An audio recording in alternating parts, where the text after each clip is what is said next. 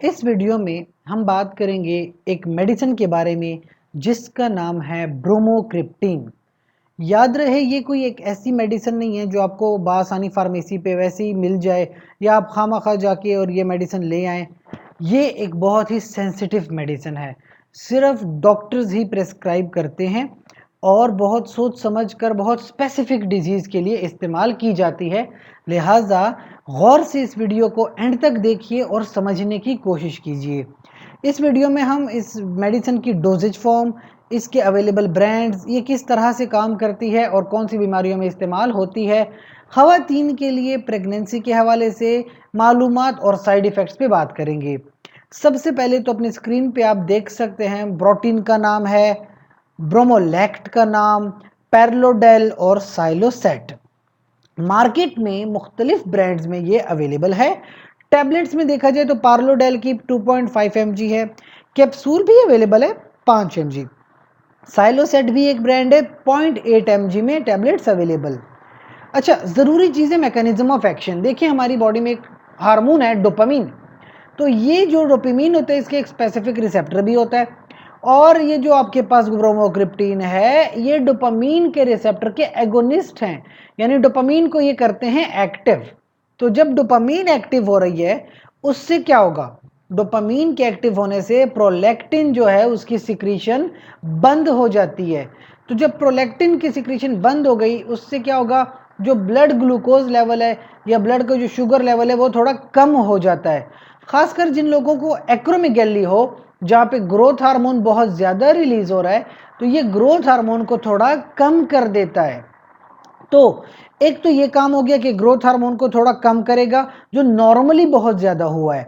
फिर इसके अलावा ब्रोमोक्रिप्टीन सिरकाडियन न्यूरोनल एक्टिविटीज़, जो आपके ये सिरकाडियन रिदम है, आपको किस टाइम नींद आती है, किस टाइम आप खुद ब खुद जाग जाते हैं, हार्मोन लेवल क्या होता है आपका। कभी कभी कुछ लोगों का नॉर्मल ग्लूकोज बहुत ज़्यादा है, ट्राइग्लाइसराइड्स बहुत ज़्यादा, फ्री फैटी एसिड बहुत ज़्यादा होते हैं फास्टिंग कंडीशन में, यानी वो बिना कुछ खाए पिए भी उनका ग्लूकोज लेवल बहुत ज़्यादा होता है।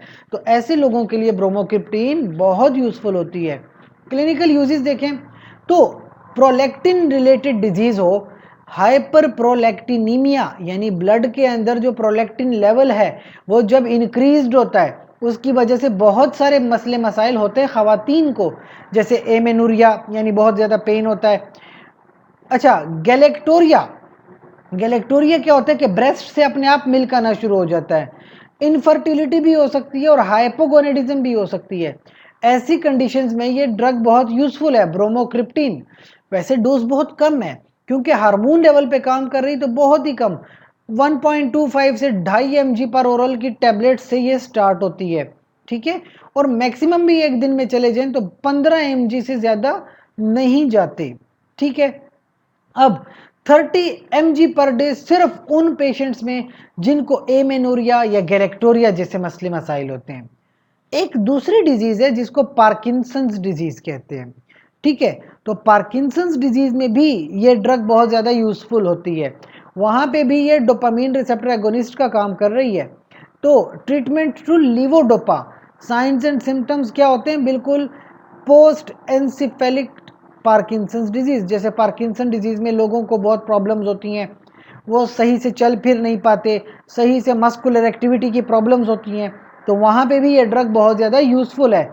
तकरीबन 1.25 mg पर ओरल, यानी कि बहुत लो डोज से ये टैबलेट स्टार्ट हो रही है और 2.5 mg पर ओरल भी जाती है। अच्छा, प्रेगनेंसी के हवाले से बड़े ज़रूरी मामलात हैं। सेफ्टी होनी चाहिए जब कोई मदर प्रेग्नेंट है और फीटस भी है।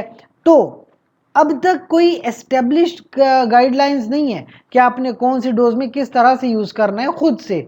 लिहाजा अगर कोई मसला है तो in the presence of a registered doctor, a registered nurse, आप ब्रांड यूज़ कर सकते हैं, चाहे पार्लोडेल हो या साइलोसेट हो। डायरेक्टली ख़वातीन के लिए एग्जैक्टली डाटा अवेलेबल इस पर नहीं है, अभी रिसर्च इस पर चल रही है। अब साइड इफ़ेक्ट्स तो ड्रग्स के होते ही हैं, चाहे मोनोथेरेपी यानी सिंगल ड्रग लें या आप ग्लूकोज कम करने के लिए जो है सल्फोनाइल यूरिया के साथ लें। नोजिया, रिनाइटस, जो नोजिया बहुत ज़्यादा है, डोपामीन के रिसेप्टर जब आप एगोनिस्ट करते हो ना तो उल्टियाँ बहुत ज़्यादा आती हैं, उल्टियाँ इसमें बहुत ज़्यादा आएंगी। सर चकराना, سر میں درد ہونا، ڈیزینس، کانسٹیپیشن بھی بہت زیادہ ہے اس میں، یعنی کہ قبض بھی ہو جاتی ہے. اور سلفونائل یوریا کے ساتھ بھی یوز کریں تب بھی الٹیاں وغیرہ، سر چکرانا، سر میں درد، رینائٹس، بہت زیادہ پرابلمز اس کی ہیں. یہ بات سچ ہے، لیکن ڈرگ لازمی بہت ہے، کیونکہ ایسی ڈیزیزز کے اندر پھر آپ کے پاس یہ ڈرگ لازماً یوز ہوتی ہے اور آپشنز نہیں ہوتی.